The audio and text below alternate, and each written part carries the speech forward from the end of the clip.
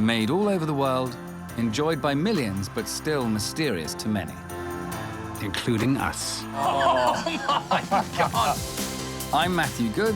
And I'm Matthew Rhys. You might be wondering what two actors are doing on a show about wine. I've always loved that sound. Glass of giggles. And then maybe a cleansing ale. Well, we're going to be looking behind the labels on all kinds of bottles. Is there a dry finish on it? Yeah, it is dry. I quite like Well, it. okay, so do I. Oh, What? From the wine we enjoy every day with our dinner to the really, really fine stuff. This is well over £100.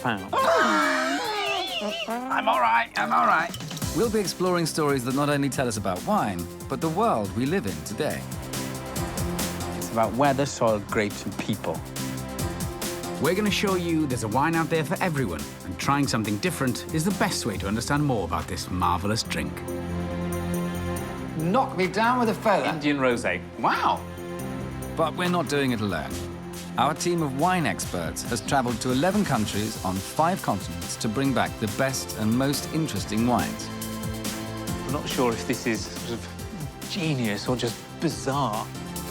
Here, to our villa, high in the Italian hills. Where have you been, Maestro? I've been to Chile. It was very interesting. We've got 2 fascinating wines. And we're getting out and about ourselves. This isn't right. It is right. It's just you haven't worked it. You don't speak Italian. Make her speak English. We're taking a trip across Italy, choosing wines that reflect the spirit of this most beautiful country. Made your choice? I've made my choice, but I'm not going anywhere for a bit. I'm going to just luxuriate in it for a second.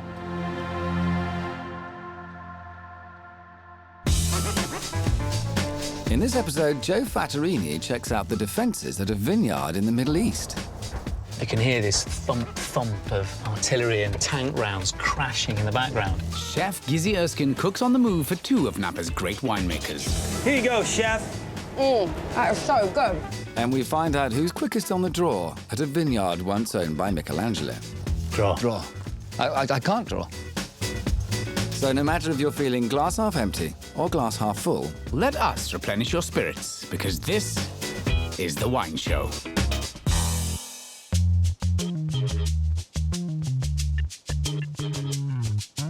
No. Get off. Look who's coming. Oh, he's done it again. You're like a wine ninja. Where have you How do you do a whinger? I've been to the Middle East.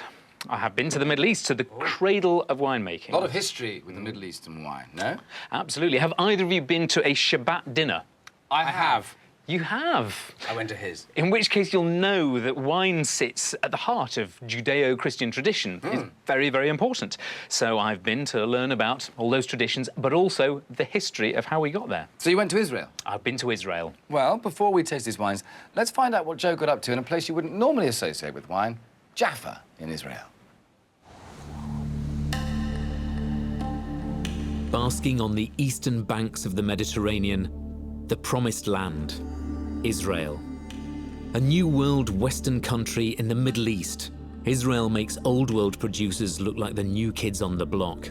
Towards the south of Tel Aviv is the port of Jaffa. This has been an active port for more than 7,000 years. That means it predates Islam, Christianity, Judaism, even ancient Egypt. And it was from here that the very first wines will have been traded. And since those very early days, vines have been entwined in the culture of the many civilizations that have lived and died across this area. From the dawn of Judaism, wine has been central to the Jewish dinner table. Jewish families across the world host their most sacred institution every Friday, the Shabbat, a chance to rest and celebrate with food and wine. I've been invited to attend a Shabbat and see how my own forefathers, being Italian Jews, would once have spent their Friday nights. Hey, Joe. Yitzhak. Welcome to our home. Welcome to our Shabbat table. Thank you very much indeed. Shalom. Shalom. Thank you for having me along here. A Shabbat dinner starts with a recital of a kiddush, a form of sanctification or blessing, recited over wine. Everything in the world that's physical has a spiritual root.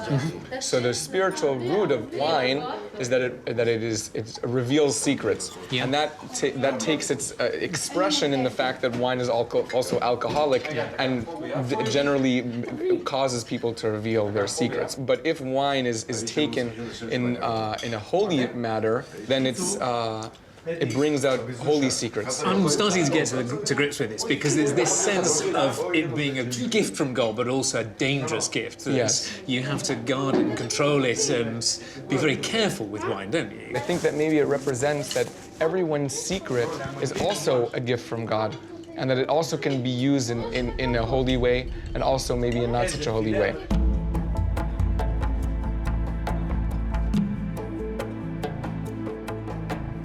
This holy land is also the birthplace of Christianity, another religion with wine at its heart. The road out of Jaffa tracks north alongside the Mediterranean before, in a minute, we're going to turn right in towards the Sea of Galilee and past what's believed to be the town of Cana. That's where Jesus was said to have turned water into wine at the wedding. Wine's sole historical purpose in this region wasn't always religious. At one time, it had a commercial role.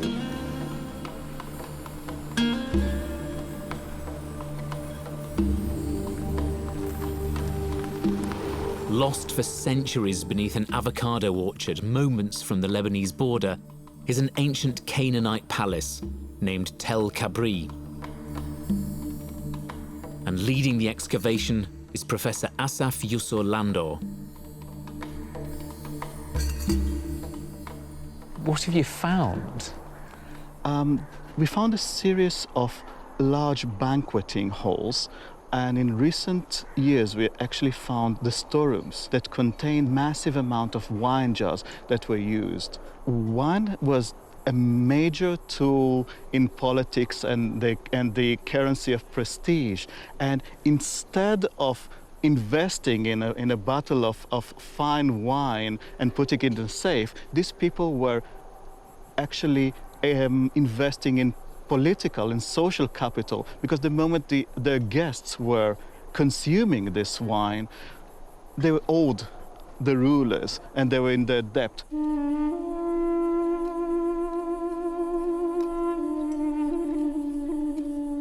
The most astonishing thing is how Mediterranean these people were, and the huge continuation of wine consuming traditions between these people and the current people in the Mediterranean.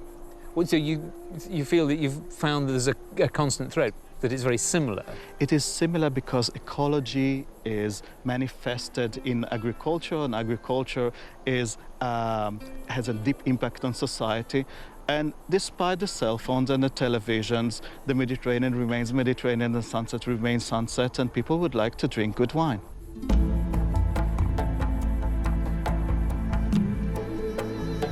Wine is a constant here, part of the very soul of the people who've lived here for thousands of years.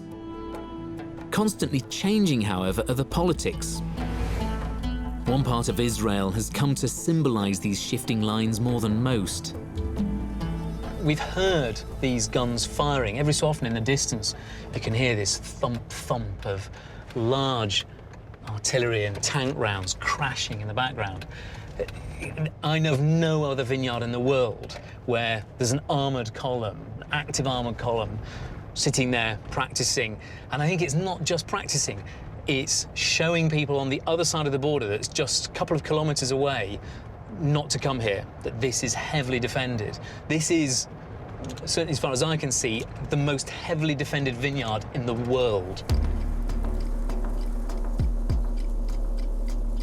To get to them, I'm driving right along the Syrian border, on the very top of the Golan Heights, a huge elevated rocky plateau of 1,800 square kilometers, bordering Lebanon, Jordan, and Syria. The idea of viticulture on this frontier has always been controversial. Despite the danger and the critics, one man came here before anyone else. In the early 90s, American winemaker Victor Schoenfeld realized the Golan Heights' potential.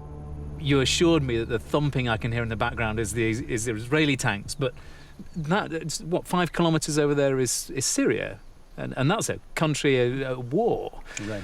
How does that affect you as a winemaker? It doesn't have any direct effect. It's sad that, you know, so much suffering is going on just very close by, but Golan is, I guess, in some eyes, it's an occupied territory. It was won by Israel. Has that affected how people see the wine that comes from here?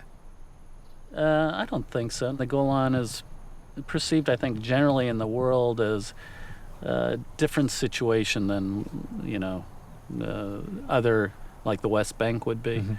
Mm-hmm. But we don't really run into problems. But you're right on the edge of a sort of cultural divide as well, aren't you, really? Yeah, so definitely Israel is part of Western civilization, no doubt. And yes, this is winemaking on the edge of Western civilization.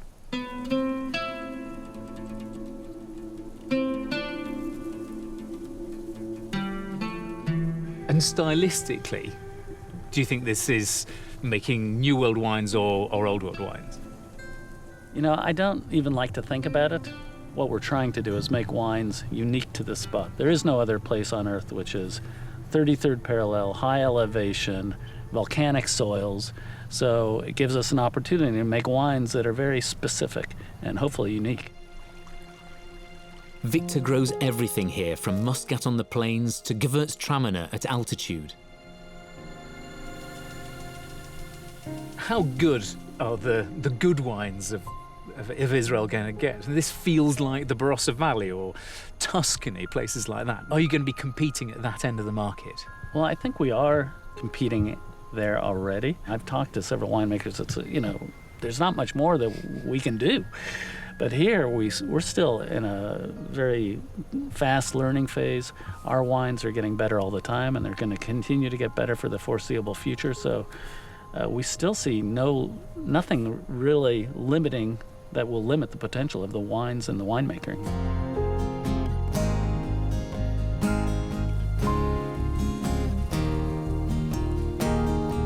Here in Israel, we've scraped through layers of history from this modern era, an explosion in exciting winemaking that's just a few kilometers away from a war zone, a civil war, through thousands of years of history where wine has represented the relationship between man and his God.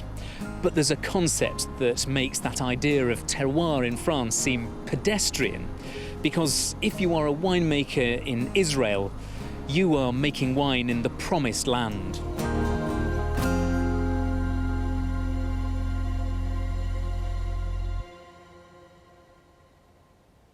Well, we didn't exactly put you in harm's way, but it could have been a little hairy at certain points. As close a shave as one could get, as close as the shave you got on your head. It felt quite close. Yes. And that crumping sound of artillery shells that's close by on what are the world's most heavily defended vineyards. Yes, yes. I mean, you do have to be, you know, straight up with this. There are many people who, you know, might have a discomfort about drinking wines from what, you know, for the winemaker, this is the promised land. Yes. For other people, this is occupied territories. Yes, yes. And so, you know, it is a challenging wine in that way, but it doesn't mean we shouldn't go and explore the story, because it is an important one, I think. Well, exactly. And an interesting one. Absolutely. Shall I pour you some? Yes, Absolutely, please. yes, please. This is the Yarden Cabernet we're starting with, is it? We're going to start with Yarden Cabernet Sauvignon, made by Victor Schoenfeld.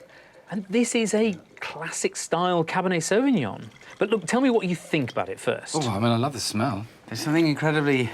You know it's from a hot country. Yes, it almost smells arid. It is a hot country, it is a dry place, but it's very high up. It's a misnomer to think of this as being a desert winemaking region. This actually has a very similar climate to where we are now in central Italy. There's that cassis blackcurrant character that comes through from the wine. It's very, very, very nice, that. And you know, it's not too heavy, because cabs can be sometimes a real sucker punch. Take you down, but it's quite medium balance. I'd agree. It's not in that sort of Californian way where you sort of go, wah! Yeah, quite a long finish. Well, I like that very much, but I'm also very, very, very intrigued by this is the Château Moussard? A Moussard made by the Hockar family in the Bekaa Valley. We didn't go to the Lebanon. Lebanon is a tough place to be right now. And Moussard, there have been whole vintages sometimes that just haven't happened at Chateau Moussard. Really? Because there's been missiles, because there've been explosions. That'll do it every time. There has been fighting there. And, you know, right now, Lebanon's facing a tough time. And yet this is one of the great wines of the world. People will be very familiar with this at home. It's a distinctive style. Really, this is a very famous wine. It is. Worldwide. Have a smell. Ooh, it's like a double whammy.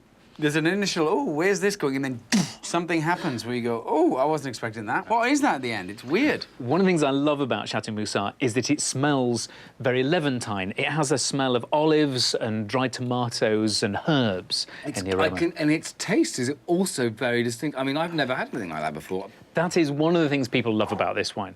If you wanted to know more about wines from Israel, wines from the Lebanon, about these two wines, Yarden and Moussard, there is one brilliant place you can go. It is our website. Cheers, Joe. Cheers. Cheers. Still to come, Chef Claire Smith sends us something sensational from three-star restaurant Royal Hospital Road. And Goode finally confesses to his affection for facial hair. Got lips here and moustaches. Kissed a few guys with a moustache much bigger than that. True.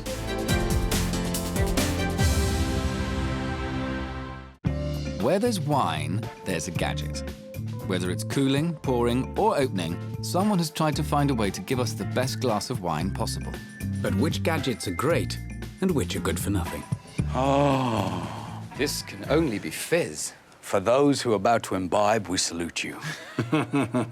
Today, it's all about the mad money you can spend on party gadgets. Ah! Very good. Party gadgets. Should we start over here? Yes. We need a glass. Now, you've both got a glass. We've all got a glass. Right. And I have a drink, and you have a drink. He has a drink. We're mixing all our glasses. Oh, it's dread to think what's on the lip of that glass. If only there was a way we could distinguish our glasses. Oh. There you go. Look at that. These have got grape variety names on them. How grape. Or you could have one of these. Shirley Bassey's lips. Look at that. Very There you nice. go. Very good. There's a variety of different... They've got lips here and moustaches. I suspect the designer had ladies and gentlemen in mind. Oh, don't be so sexist. Don't box them in, I know. Exactly. I've kissed a few guys with a moustache much bigger than that. True. Would you like a pipe of port, gentlemen? This is very intriguing. Let's have a look. We've got Thank you. a nice 10-year-old tawny here. Oh, I do like a bit. I like a drop of tawny. Do you? Look at this. Is it actually, is that a glass straw? Elementary, my dear Rhys. This is the glass straw. It's a pipe of port. Oh, wow. It's like those little yellow birds used to fill with water and then... remember those? Did you have one? Did you have one? No. That's lovely. Good year, That's Leah. very fun, isn't it? Very nice. I like these. Stick that in your pipe and drink it. Don't use these for your finest port. Why not? Well, they rather accentuate the heat and the alcohol. They're great fun. They're great fun, aren't They they? look marvellous, but they're more a party gimmick than a serious port drinking device. I'm a salesman's dream. I am a gimmick. He's already bought a case. Yeah. However, Now. And it's pretty as well. And we like to emphasise the aesthetic in this. Always. Show, we do. And when it comes to aesthetic, Good God. we have this. It's a silver bone. It's a bludgeon. It's a champagne sabre. Oh. Hello. It says, if the sabre's too much, you're too young. You might have a read here. We'll be There's- off then. Go on, have a read. Tell us all Best about it. voiceover voice. One piece of polished stainless steel flamboyance. Made by an equally decadent designer, the champagne sabre is sure to impress your friends and dazzle the ladies. Made with carefully rounded edges and a well-balanced weight, when using the champagne sabre, the bottle will be opened in such a speed there is no risk of broken glass in your champagne. We wish you a delightfully decadent night. Should we have some decadence? Yes, let's. And this is for safety. Who shall sabre first? Did it say dazzle the ladies? Dazzle. genuinely? Dazzle the ladies. Who writes this? Dazzle, dazzle. I told you to stop writing for these companies. No. Death or glory? Yes. Isn't that fantastic? I'm slightly worried about this, but not really. Should we have a go? Yes. Yes. I think you should take your jacket off. Well, what's this called? A champagne sabre. I see something we need. What? What do you think it'll be? We need champagne. We do. I'll take that. Take it. Champagne for my real friends. Real pain for my sham friends. Damn right. Remove the foil of truth. Let's move the tawny, and let's move this. Give you a little bit more space. So carefully, I'm going to remove the foil from the top. Very Right, good, very good. very good. Standing Well by. done. Get rid of that. Yes. We want to go and Remove the cage. the cage. Remove Nicholas. So just here we go. Now, pointing this away from people. In all seriousness, yes, this needs to be listened to. So what we're going to do, we're going to have a couple of goes, and then we're going to snap it off, OK? You ready? Very good, sir, very good. One, Never approach anything two, without shades. 3. Very good. Look at that. Very good. With an almost steady hand. Ah, look at that. That's called adrenaline, darling. In fairness, I am slightly nervy doing it. That is the best bit of theatre I've seen this year. Yes. Hamlet. It's like Shamlet. Like opening night of the National, that was. Well done, everybody. Well done. Cheers. Cheers. Death or glory? Yeah, glory, please. Glorious indeed, but only to be attempted by experts, I fear. Now, food and wine. When we're thinking about what to drink, we generally choose our wine after we've decided what we're going to eat. But here on The Wine Show, we like to mix it up. We're asking some of the world's greatest chefs to reverse the idea. First, they're picking their favorite wine. Then, they're planning a dish to match it. I'm curious to know what Matthew and Joe would like to eat with the wine chosen by today's chef. I walk at a slow, steady pace with this wine because it's quite expensive. It's like a bar of gold in a glass, and our next chef has chosen this glorious Burgundy. Bâtard Montrachet. I love our next chef a great deal. Whoa. Yes, this is quite special. Almost as special as their pedigree in the kitchen. 3 Michelin stars. So good they can wake the dead, it is said. So, what are your thoughts on this? That our chef has outstanding, if probably quite expensive taste. Very expensive taste. When you said whoa, talk me through your whoa. This is pretty much as good as white Burgundy gets. And this is from among the 3 or so best white Burgundy vineyards in the entire area. It's very dry, Just isn't a it? child. Delicious, citrusy, I guess. But let's talk food. Let's not get carried away with its gloriousness. This is a challenging Deserves one. a moment. In some ways, this is such a big, complex wine with great length and richness, and this complexity of hazelnuts and all sorts of interesting fruit flavours going on. The challenge is you want almost a quite simple dish to work with it. Interesting. So you can go with something that's very straightforward that lets the wine sing. Yeah. But you would be daft to put anything too overly flavoured, I think, with this. I'm going white meat, potentially turkey, chicken sort of area, possibly. One could clearly, and you clearly aren't wrong. What are your thoughts? Fish and chips. Fish and chips. I'd have fish and chips with that.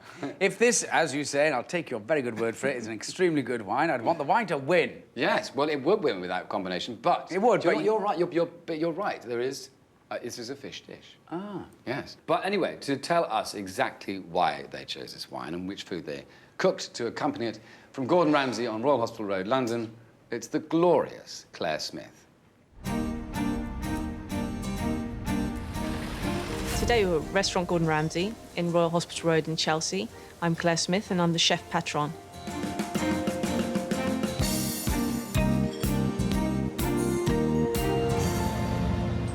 We cook in a, I would say, it's a modern British way. We're using British ingredients, things that are around us, small producers, growers, little farmers. I'm really passionate about those kinds of things, and it's very light, modern style of food, very natural.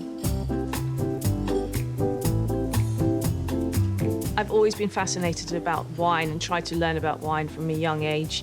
The wines that I fell in love with white Burgundy, and I think that it's that those styles of wine just sit very well for the balance and the way I cook.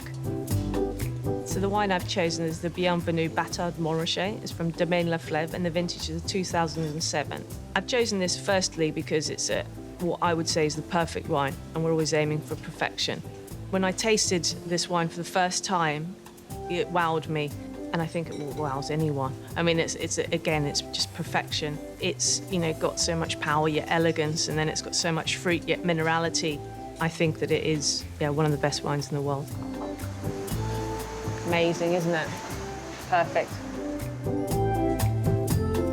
Well, we certainly look for certain wines to cook with or to pair with and pick all the wines that we want to go with things. Today, I'm going to cook my favourite fish, which is turbot, and it's best cooked on the bone. It's a very rich, meaty fish. To start with, we're just going to colour it in a pan. We make a little seaweed butter. In this, we've got shallots, we've got button mushrooms, we've got seaweed, we've got parsley, we've got a little bit of garlic. Turn a little bit noisette and fry it, so it's just going to get those sort of nutty flavours also. And it's going to be with cocoa beans, sea vegetables, shellfish. These are amazing. They're just absolutely stunning. They smell so fresh and just of the ocean. Incredible. And we're going to bake it on seaweed. There's lots of buttery richness in the dish, lots of minerality again. It's all the things that we're finding in this wine. That's why they pair perfectly together. So we're just going to take all of our seaweeds from around the UK and sea lettuces. We're going to make a little bed, which we're going to nestle the turbot into with all of these juices. So it's keeping all the flavours inside. That's going to take about 5 to 6 minutes now in the oven just to finish it off cooking. I recently got married, and I was lucky to have a good friend of mine cook for the wedding, Nathan Outlaw. And it was this pairing with a turbot with the white Burgundy that I had to have as my main course. So it's quite special to me, and it's all about my favourite things. Wine and food matching is really important. It is when you really hit it perfectly. It's, you know, in French they say grand moment. It's when they match perfectly, and that is the ultimate for me.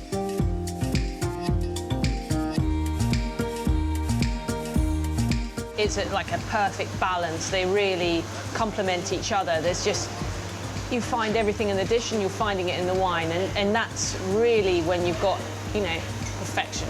They fit together so well. I mean, turbot's like the king of fish, and this is one of the finest wines in the world. An aristocratic dish deserves an extremely sophisticated wine.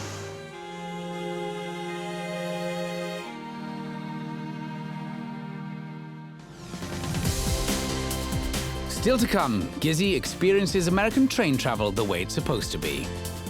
And we work up a thirst in the sculpture garden of one of Chianti's finest wineries. She looks in pain. She looks like she's had... Well, I think I've adopted that position after a few bottles of Chianti Classico in the last few days.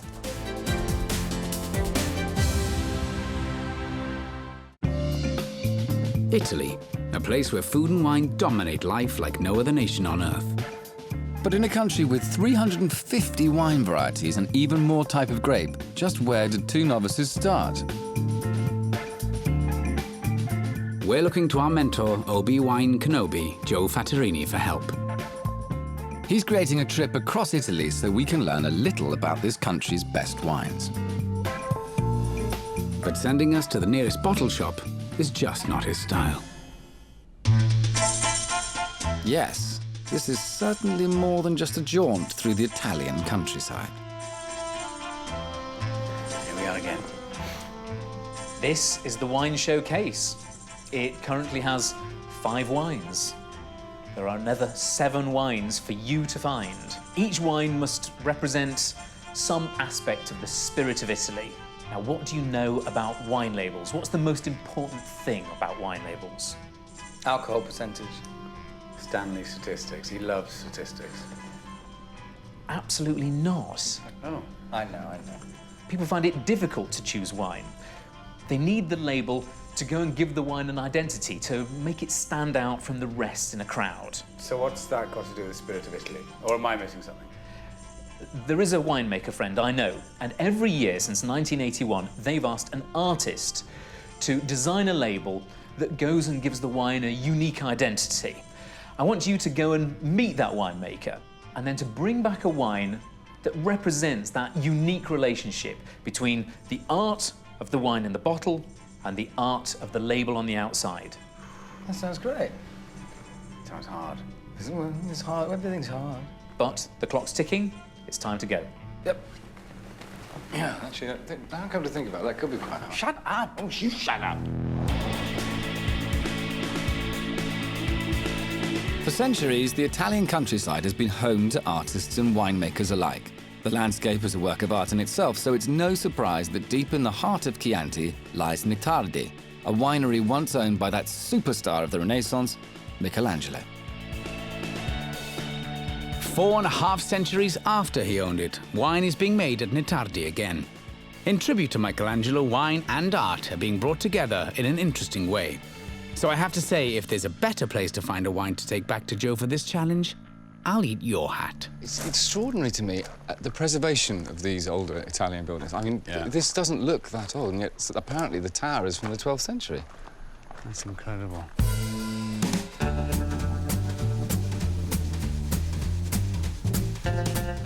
lot of sculpture going on. Like Rodin's garden. It is Rodin-esque, isn't it? Yeah. It always makes me feel a bit queasy, sculpture. I never feel like I have the intellect to deal with it, understand it. She looks in pain. She looks like she's had... Well, I think I've adopted that position after a few bottles of Chianti Classico in the last few days. Netardi's owners Stefania Canali and her son Leon Vermert don't limit their love of art to having sculpture in the grounds. They've made it integral to the wine itself.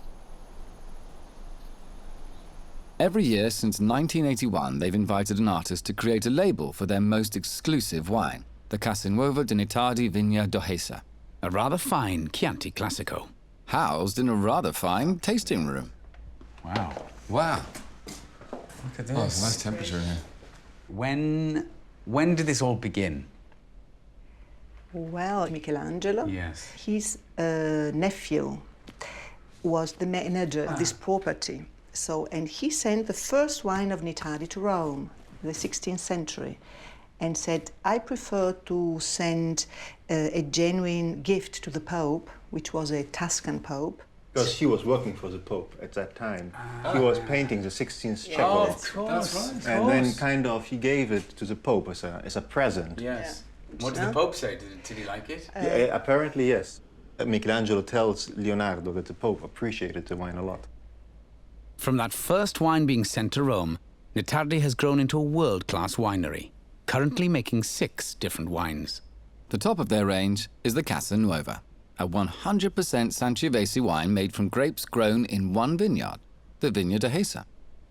1981, I just married a German gallerist. So my husband, which is still my husband, I want to underline it, he knew many artists. We were sitting with an artist, Bruno Bruni. Together we had this idea to make the label, and we also make a paper. So we make 2 pieces of art, a label for the bottle and a special paper to envelop the bottle, which is to wrap, which is the second piece of art. So 2 originals. I think that wine is always so emotional. No? You drink wine with people, with friends, and it's something that connects a lot. And this is so similar in art as well. And this is why we like to I think, combine these 2 different things. To tell the story where the wines come from, and again, what is in the bottle. It's been more than 3 decades since that first label and wrapper. And since then, some of the world's most prominent artists have created work for Netardi. Yoko Ono made a beautiful label. The 2005 label. Imagine You. This one here, the 80s. This was a Hungarian-Austrian artist. The name is very difficult, Hercelika. And this was the paper, which is a spectacular paper. This is an English-Australian Jewish woman, Barbara Crawford, Brandeis. Yeah. And so every year they came, I don't know, from all over. Oftentimes I'd imagine that people drink the bottle and then it becomes a collector's item, something they want to hold on to in their house because each year... Yeah. I think we should have a glass of Oh, wine. yeah, absolutely. We almost talked ourselves into it first. So let's try, the first one we try is a Chianti Classico. It's called Bel Canto. So guys, cheers. Cheers. Salute. Salute. Salute. Salute. So this is Sangiovese with a little bit of other local grape varieties. So it's a very classic, very traditional Chianti Classico, which shows really much the history of our area, of the Chianti Classico area. It's quite a young one. It's quite... Yeah, it's 2013, so it's very fresh. Yeah. Sprightly. It's fun. Yeah. The next wine we're going to try is Casanuova, and this is a 2012, so it's a German artist. He's actually 101 years old now. 101 years. And he painted the painting last year, so he was 100 when he painted the 2 paintings. And so it's 100% Sangiovese. Oh, great. So I love this wine. Yeah. I love it because I think it has this beautiful punginess of Sangiovese, and it's very long on the palate. It's like you say, it does have a long finish, doesn't it? Yeah, it stays with you a bit. Good. So it's a bit more powerful than the first one. It's really nicely balanced, actually. 13.5% works really nice. Yeah. Much more. It's big and it's bold. It's as bold as artistic as the label that's that's on it. And I think that's one of the things that is part of the story of Nitardi. I feel more artistic. For two things that you always say, it's difficult to label art, difficult to label, taste. Yeah. You've created the perfect marriage. I'm feeling incredibly inspired. Goody, I think we should just take back one wine, but create 2 labels. Joe can choose which one he likes best. Ooh, I like that idea. You're not going to get all competitive on me, are you? Me? Competitive? Of course not. I can't draw for toffee. It's embarrassing. Their wine deserves something a hell of a lot better than we're going to be able to deliver. So it's not competition then? No. Rhys? Rhys? Crayola. Si. Interestivo. Draw. Draw. You draw. I can't draw. Neither can I. I'm not very good at drawing. I was never any good. That's why I joined drama club. Best foot forward, I guess. Plus, I'm not sure what these are. Have you started? Yeah. Have we started? Yeah. Oh, God, why didn't anyone tell me?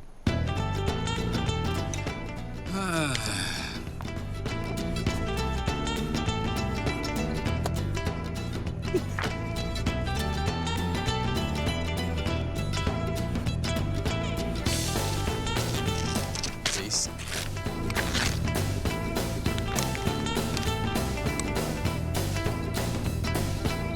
That's great, Rhys. Oh, shut up. Cheers, darling.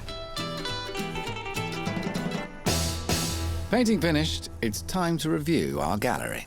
Well, we're nothing if not prolific. I take my hat off because I got very excited. In among the art, in among the wine, I thought, I'm going to come up with something amazing. I'm inspired by this place. And then you put charcoal to paper and you realise how little talent that you have. It's ridiculously hard. You're very good. It looks terrible. It's not terrible. So I think what I could potentially do with my label is just damage the good name of a wine and its taste. We should not be allowed anywhere near them. If this was my bottle, the art would be on the inside, not the out. Let's be judged. Like men. Done. I've decided to go for one of my more abstract pieces. While I've gone for my interpretation of the Casa Nitardi. Time to get Joe's verdict.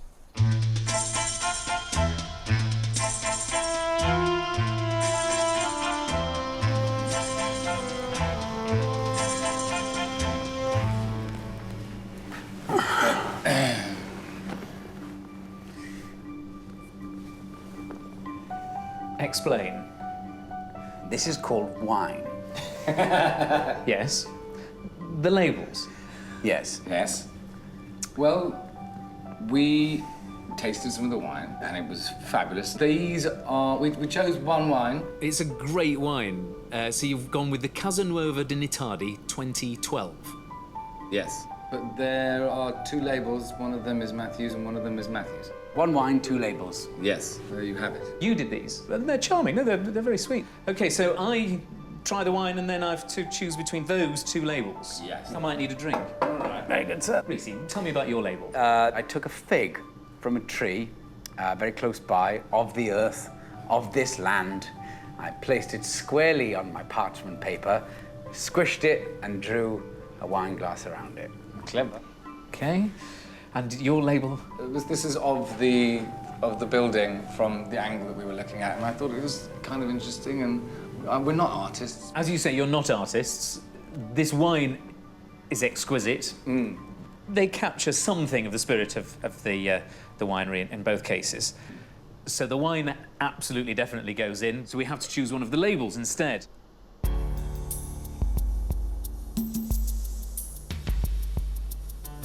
Which one of these captures the spirit of the artist?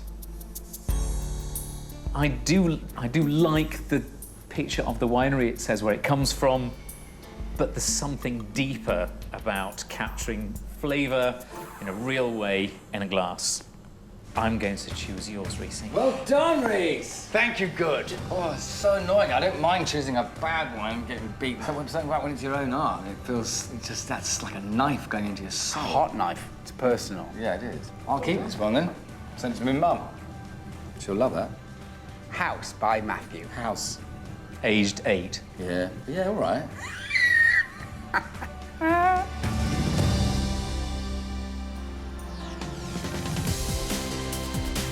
Still to come, Joe gets jealous that he doesn't get to go on all the trips.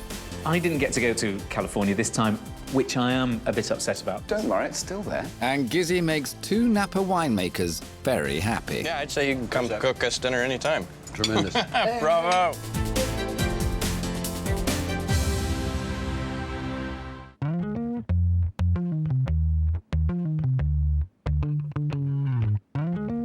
This is from the Napa Valley. Oh. Would you like to try some? Yes. Love to try some. This is from a very cool region. This is a Pinot Noir. Olivia Bryan from the Wild Horse Valley. Smells lovely. It smells very fruity. Very fruity. I'm going to go in. Go on. Good luck. Thank you. That's very, very nice. Incredibly good. I really like it. Fruity, medium-bodied, and quite dry. Quite dry at the end. Dry? Yes. Yeah. Can you taste, Delicious. or can you smell, a dried rose petal aroma? Who are you? Where do you get these? It's fine. You're smelling Yeah. it, you just don't know you're smelling it, so I tee them up for you. Thank you very much. Like a little caddy. Yeah. I didn't get to go to California this time, which I am a bit upset about because it is one of my favourite wine regions. Oh, don't worry, it's still there. I shall go another time. No, it was Gizzi who went this time. Well, maybe you can go next time if you play your cards right. But Izzy Wizzy, let's get busy with Gizzi Erskine on a train in Napa Valley. Napa, a wine lover's paradise with a history of winemaking dating back to 1838. This famous valley in Northern California is such a popular region. Just having the word Napa on the bottle can add $20 to the price tag. But how did this all happen? I'm joining the Napa wine train, and local producers Lauren Trefethen from Trefethen Wines and David Mahaffey from Heron Lake. Right up this way here. I'll be cooking them a European dish that I hope will pair nicely with their wines. The wine train has been rolling through the Napa countryside since 1989, but the carriage in which we are travelling is 100 years old, as Kira Devitt, granddaughter of the train's owner, told me. We want to preserve the luxury of train travel from back in the 1920s. We want people to be able to experience it and really feel like they're being a part of history. So it's a way to experience Napa from a different perspective. I mean, it's pretty beautiful.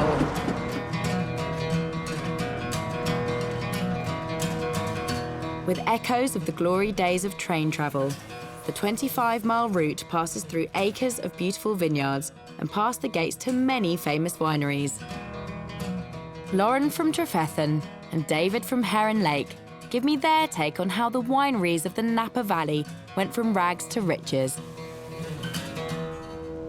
If you go back to the very beginning, I mean, basically, as soon as the Spaniards got to California, every mission had a vineyard. And then in the late 1800s, for the first time, San Francisco gathered all of those wines together in one place and tasted through them.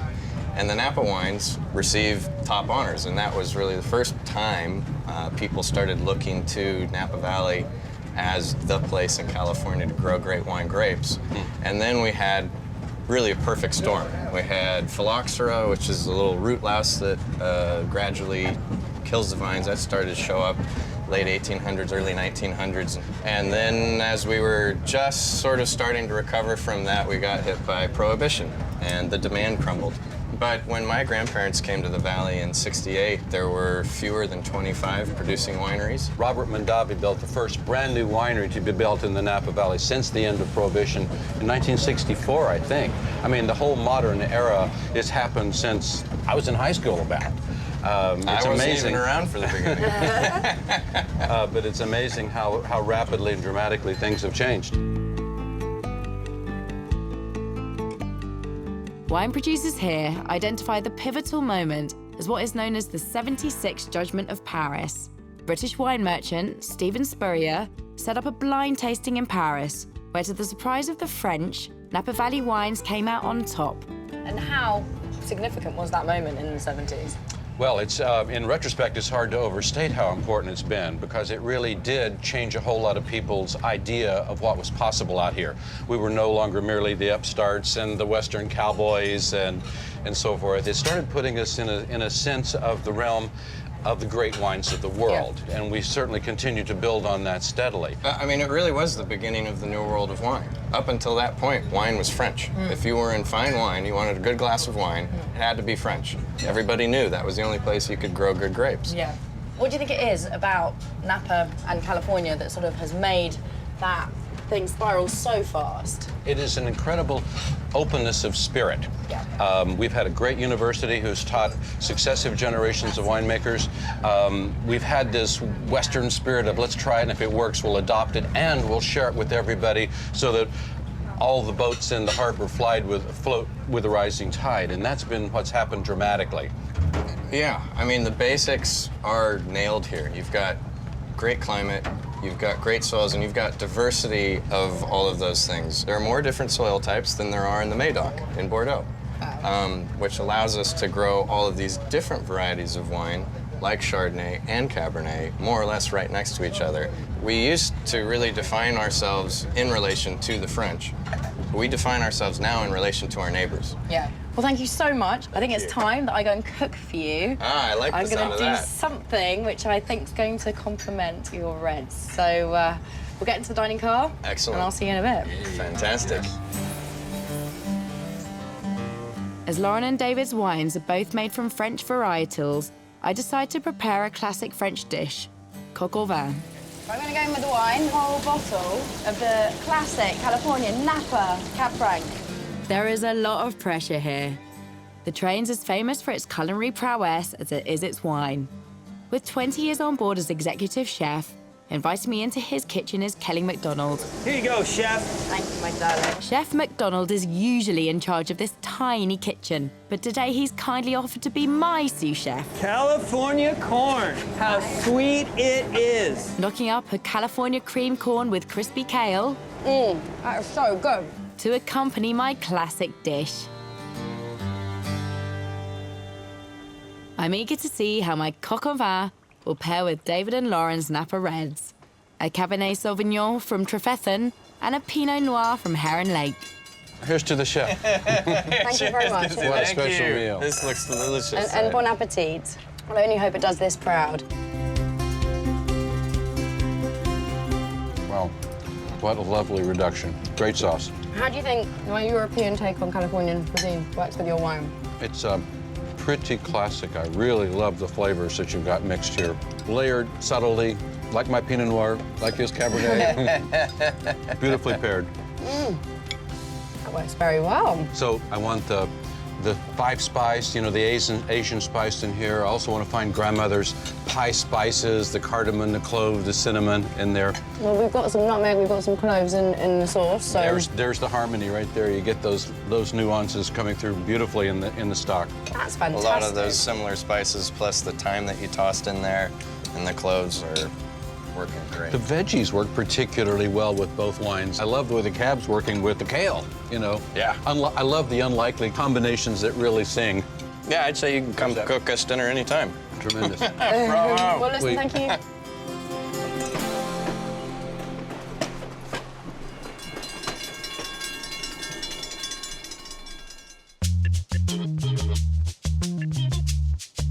What I noticed about that is, being on a train drinking wine, you don't have to do this. You just sit there and it does it for you.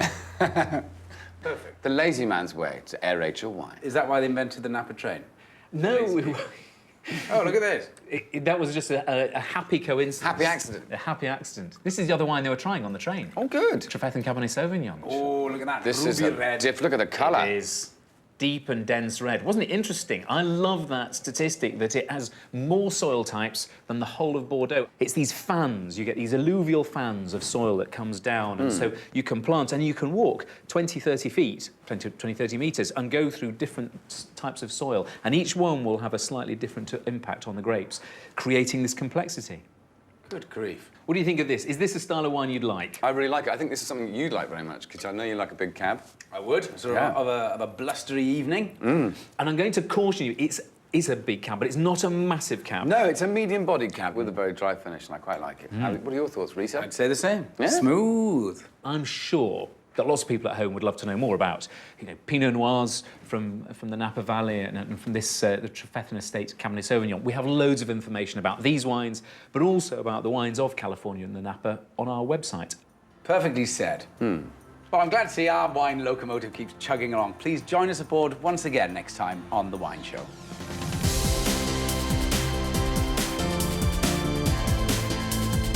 Well, Napa will always be there waiting for you. But, oh, for the love of God. What were you saying? I said I didn't. I'll say something. Go on. It reminded me of Tuscany a bit. Sorry, I just went through puberty.